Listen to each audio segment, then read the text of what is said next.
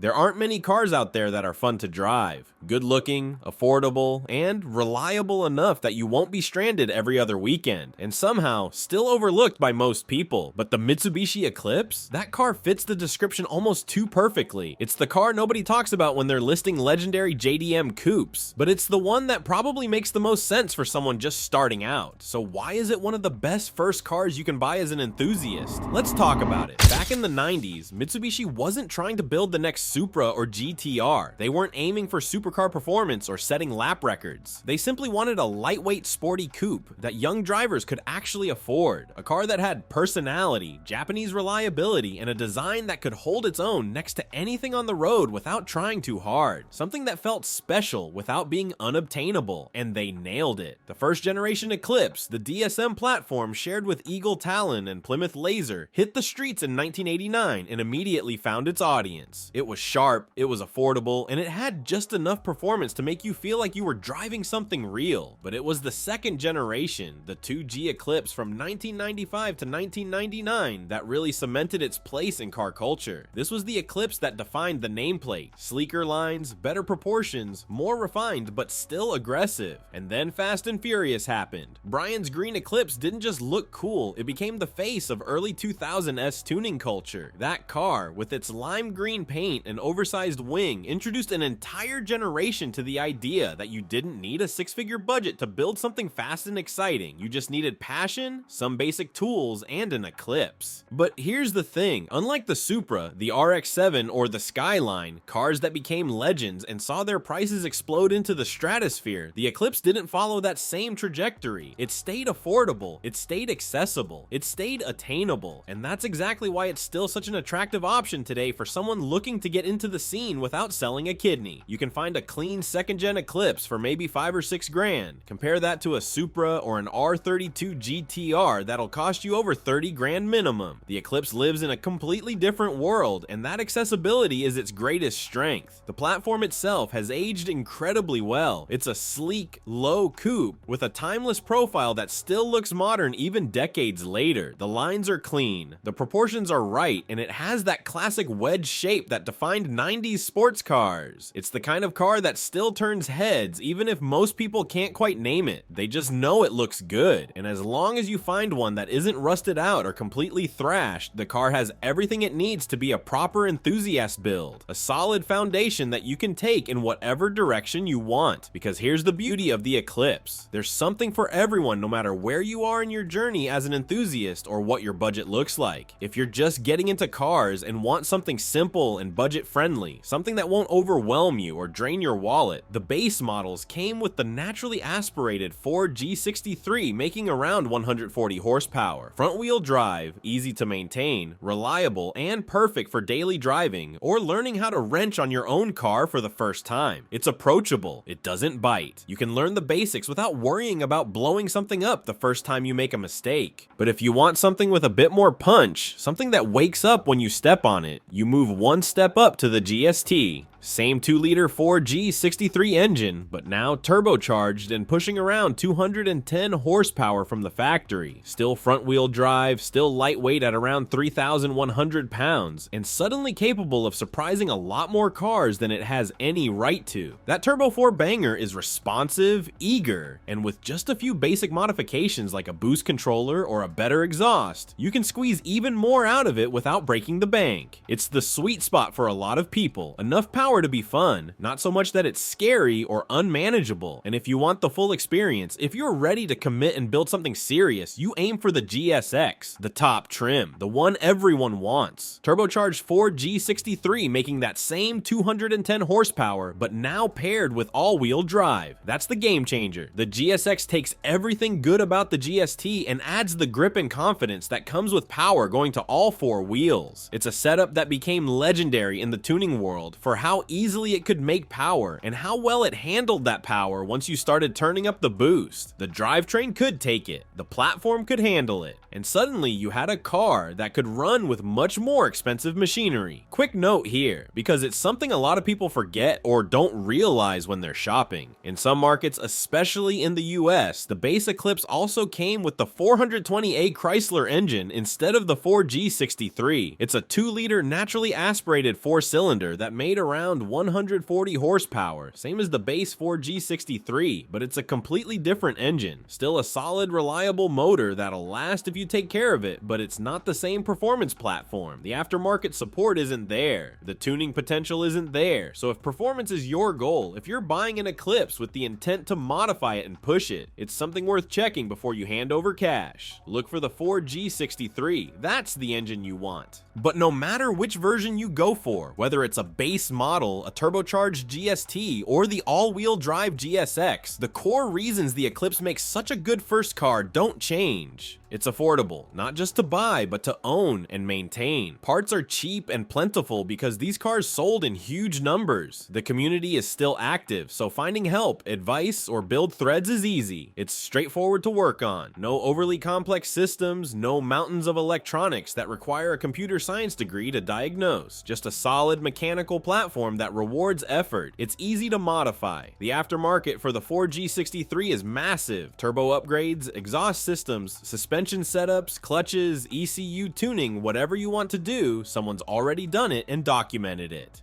You're not pioneering, you're following a well-worn path, and that's a good thing when you're starting out. You can learn from other people's mistakes instead of making them all yourself. It looks great, even stock, even with base wheels and no modifications, the Eclipse has presence. It sits low, it looks aggressive, and it has that coupe silhouette that never goes out of style. And when you do start modifying it, when you drop it on some nice wheels and add a proper exhaust, it transforms into something that looks far more expensive than it actually is. And it's one of the few Japanese coupes from that era that you can still pick up without draining your entire bank account or getting into bidding wars with collectors and flippers who are treating these cars like investments instead of machines meant to be driven. The Eclipse hasn't been ruined by hype yet. It's still a driver's car, still something you can buy, build, and enjoy without feeling like you're gambling with your financial future. The Eclipse is light on its feet. At around 3,100 pounds for the turbo models, it's not a featherweight by modern standards, but it's lighter than most of what you'll find today, and that lightness translates to how the car feels on the road. It's nimble, responsive, eager to change direction. The steering has weight to it, feedback that modern electric systems just don't replicate. You feel connected to the car in a way that makes even a spirited backroad drive feel engaging and rewarding. It drives well, the chassis is balanced, the suspension can be tuned and upgraded easily, and whether you're taking it to a track day, lining up at the drag strip, or just enjoying a canyon run on a Sunday morning, the Eclipse can handle it. It's versatile. It doesn't lock you into one type of driving or one type of build. Want a daily driven street car with a bit of extra power? Done. Want a dedicated weekend warrior that sees track time every month? You can build that too. Want something that'll run 12S in the quarter mile? The platform can do it. And that versatility, that flexibility is part of what makes the Eclipse such a great first car, because when you're just starting out, you don't always know exactly what kind of enthusiast you're going to become. Maybe you think you want a track car, but then you realize drag racing is more your speed. Maybe you think you want something wild and loud, but then you realize you actually need something you can drive every day without hating your life. The Eclipse lets you figure that out without boxing you in. It adapts to you as you learn and grow. It's a platform you can grow with. You start with something stock or lightly modified, and as you learn more about cars, as your skills improve, as your budget allows, you can keep building. You can keep pushing. The car doesn't outgrow you, and you don't outgrow the car, at least not quickly. It teaches you how to wrench, how to tune, how to drive, and it rewards the time and effort you put into it. And honestly, that's what a first enthusiast car should be. It shouldn't be a garage queen that you're afraid to drive. It shouldn't be something so expensive that you can't afford to fix it when something breaks. It shouldn't be so complex that you need a specialist every time a check engine light comes on. It should be approachable, forgiving, reliable, and rewarding. It should give you room to make mistakes and learn from them without punishing you too severely. The Mitsubishi Eclipse does all of that. It gives beginners everything they need: reliability, looks, performance, and potential. potential, all without the insane price tag or the intimidation factor of other iconic 90s JDM cars. It's the car that lets you dip your toes into the scene, figure out what you love, and build something that's truly yours. And that's why it will always be one of the best entry points into car culture.